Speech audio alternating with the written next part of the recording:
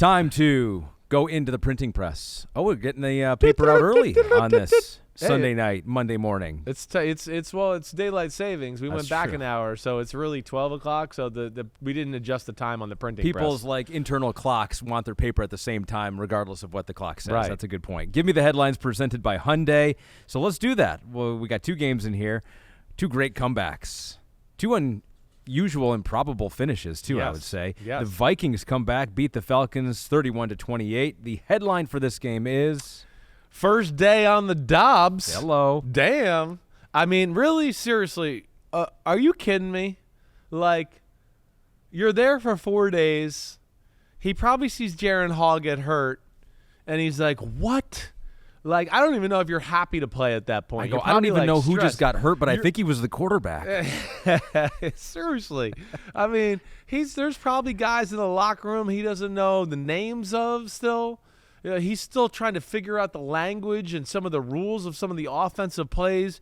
He gets thrust into action, and it's ugly for a while. I mean, it wasn't like he came in and you were like, oh man, look at this guy. He's a natural. It was a safety. It was another strip sack fumble. Exactly right. I mean, it looked like, oh man, this is not going to be a good day or, end the right way. In fact, he ended up having, I think, 2 strip sack fumbles on the day, actually. But yeah, the safety.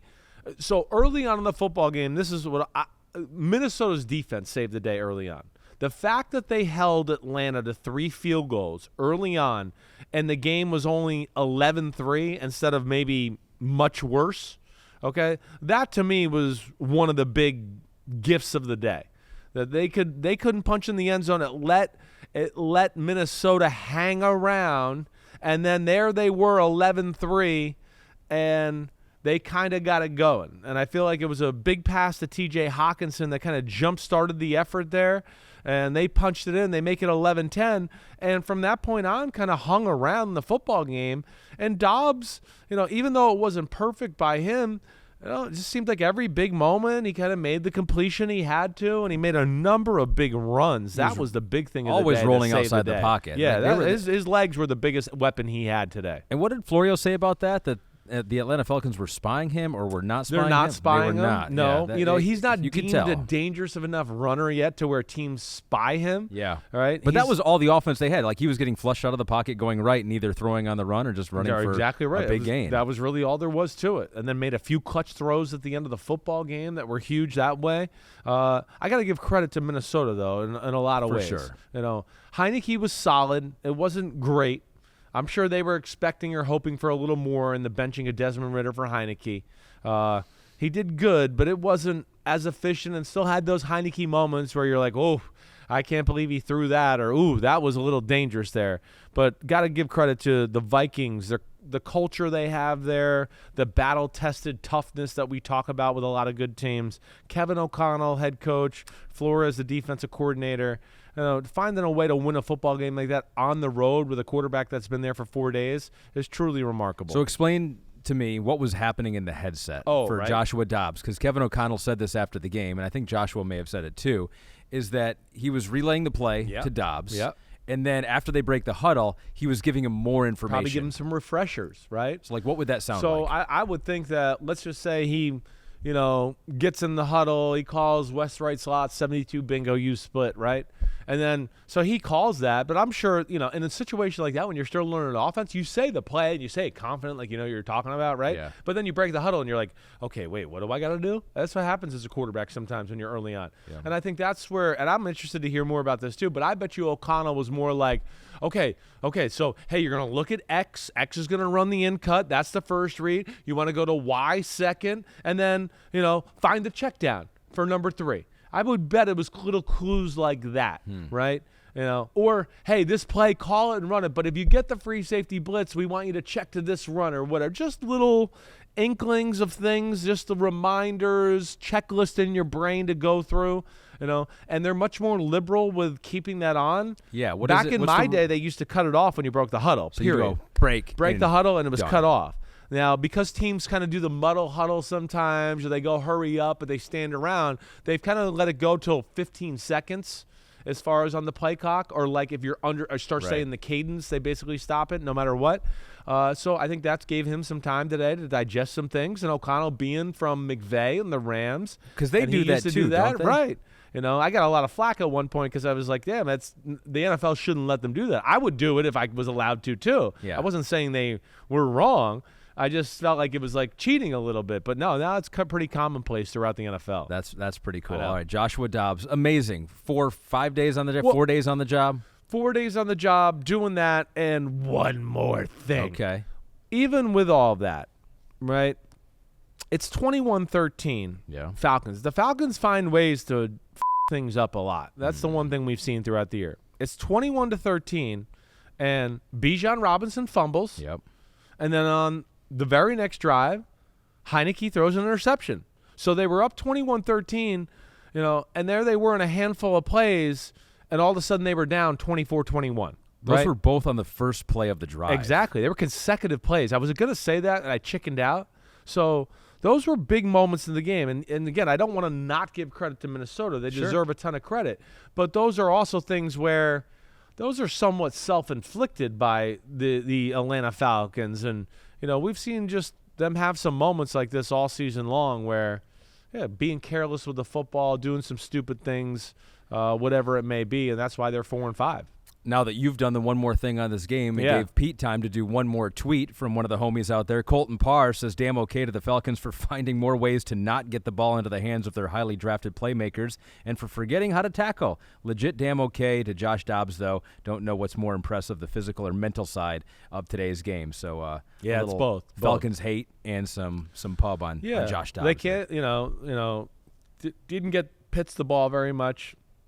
I think that's what he's referring to. They had no Drake London in the game, so that hurt them. Robinson's fumble probably was the reason he didn't get much carry at the end of the game. Yeah, right. And they were having a hard time running the football anyways. It wasn't a day where you looked at it and just went, oh, they're just gashing them and doing whatever they want. It didn't feel that way. It certainly didn't.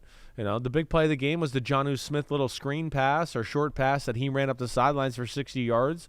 But, hey, the passing game in Atlanta, Ritter, Heineke, whatever you want to say, it needs more work regardless. And that's where they gotta dive in there and become a little more creative in that aspect. It was last year that we saw Baker Mayfield with, 5 days on the job, play a Thursday night game in L.A. and get a win. And we were like, how we might never see that again. Little did we know that would happen the very next year. But speaking of Baker Mayfield, he's got our second game here, and give me the headlines. The Buccaneers go down to the Houston Texans. Looks like they had a last-second win to the Buccaneers, but no, it's the Houston Texans with C.J. Stroud. Our headline for this game is... Say it loud. Say it, Stroud. There we go. Yeah. Sets an NFL rookie record with 470 passing yards. Ties the rookie record with 5 touchdown passes. In the second half alone, just 4 incomplete passes, 325 yards, and 4 touchdowns. He had as many touchdowns as incomplete passes. And, oh, by the way, he still needed to drive him the entire length of the field in less than a minute with no timeouts. 46 seconds. They went 5 plays, 75 yards in 40 seconds. I mean, it's incredible. This is not like dink and dunk fest, like, oh, he's throwing screens and they're running for 70, or he's, running the speed sweep reverse where he just shovels the pass in front of him and the guy runs for another 60. I mean, when they drop back to pass, it's like every time is like he's looking to throw at 15, 20, 25, 15, 20, 25. I think they had 9, somewhere in that range, 9 20-plus yard completions in the football game. I mean, that's insane. And then had a handful that were like 12 and 13, right, or just on the cusp of it, 14. So, I mean, he is their team. I'm not even joking with this, right? I know this is a strong statement. Kind of said this on Football Night in America. I don't remember a rookie quarterback ever looking this good in my life, right? I mean, I'm dead serious. I'm not being like a sensationalism or trying to be it's every game this year I've gone, damn, that guy's good and he belongs, like from the get-go against Baltimore week 1. And now it's starting to go like every other week of going, belongs, damn, he's the best quarterback on the field today. Damn, he's one of the best quarterbacks I saw all day, period, at any team. I mean, so that's where it's special Like, I'm not even trying to, like, you think of rookie quarterbacks that have done this. It's 14 touchdowns, 1 interception, right? I'm thinking of special rookie years by quarterbacks. Of course, Dan Marino has the most special ever. Going way back. Right? And Justin Herbert more recently. It was a damn good one. That's right. But I think Mahomes didn't get to play his rookie year. His second year was the first year he played. That, of course, was an amazing year. I get it. But I'm telling you, it's few and far between with true rookie year looking like this, them trusting the offense to this capacity in a rookie quarterback's hands and just going, hey, just, throw it all over the field.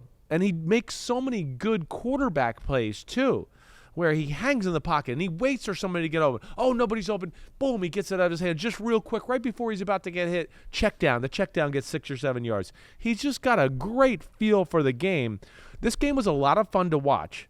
The Bucs did a lot of really damn good things, too. Baker Mayfield made a lot of big throws in the game. It really was fun to watch. This was one of the more exciting games of the day. And it kind of felt like, the Bucs are about to control the game. It was 20-10, and they hit the big Noah Brown deep crosser for a 75-yard touchdown. Yeah. And it kind of just went into a shootout from there on out because it kind of felt like, the Bucs got them. They're kind of stalling out a little on Houston's offense. And from that point on, it was just one big play after another by both offenses. And, of course, when it went 37-33 Bucs, great drive by Baker Mayfield. He throws a great touchdown pass. That's it. That's it. That's just not enough time. They don't have that dude at receiver that you're just going to go, he's going to be able to – and it didn't matter. It's just the quality of the throws. And Bobby Slovic, the offensive coordinator, got to give him a lot of credit the way he ties the game together and has made, C.J. Stroud so confident and so damn good out there on the field. I'm trying to think back at quarterbacks. I got you, right? I mean, it's like I look back at Andrew Luck because I know he took the Colts to the playoffs, but that was 23 touchdowns and 18 interceptions. I mean, Stroud right now is 14 touchdowns and 1 interception. Yes. C4 Baines says, damn okay, CJM effing Stroud, the true QB1. Chris's boy broke records. He's your boy now. Would it be fair to say that the Texans rely on Stroud to win them the game as much as any team relies on one player? That's what I'm saying. It's gone to the point of, like, where they don't manage him at all. It's gone to the point of, like, hey, can you win us the game every week, right? It was ugly last week against Carolina. Carolina's D is good, though. They've made life miserable for Kirk Cousins in Minnesota a few weeks before that, right? But, I mean, for a guy that doesn't have, like, necessarily a Tyreek Hill or a Jamar Chase at receiver, I'm thoroughly impressed. Their best player, Dameon Pierce, the running back, didn't even play today. Yeah. So I got to give them a lot of credit. And, for them to be sitting there, at 4-4 right now? They already surpassed their win total from last year. They were 3-13-1. We thought maybe this was another just kind of rebuild tank year and I get another high draft pick, but no, they are in contention right now and look like with an offense like that.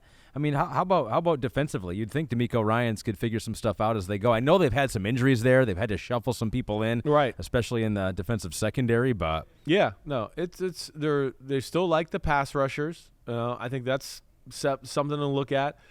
I think they're building their. That scheme is not easy just to figure out for a bunch of young guys. It's their first year in it, and there's a lot of rules in it. And we talk about it with the 40-. Steve Wilkes is trying to figure out that same scheme right now. And he's a smart guy who's been around football a lot. So, they got young guys that are learning the system, probably still learning some of the intricate details there. But they got young talent. Nick Casario's done a really good job. Their draft picks, a lot of them hit, and I questioned a few of them, and I was like, I don't know if that's great, but they've built quite the football team there, and the offseason they acquire a few more pieces for that defense there. They're going to be a handful on that side of the ball. Bucs are trending in the wrong direction. They are definitely in the post-Tom Brady era now. Longest losing streak, 4 games since 2019, and that was Give Me the Headlines presented by Hyundai. Yo, what up, homies? Thanks for watching. Remember, subscribe to Chris Simms Unbuttoned. Right now, we got Sunday Pod, right? So you can have it Monday morning. We recap all the action. Wednesday, it's the What the Happened podcast. We're going to get deep in the weeds on the key matchups of the week. And then Thursday, I'm picking games with that jerk Florio. So you know where to find us, homies. Keep watching. Peace out. We'll see you.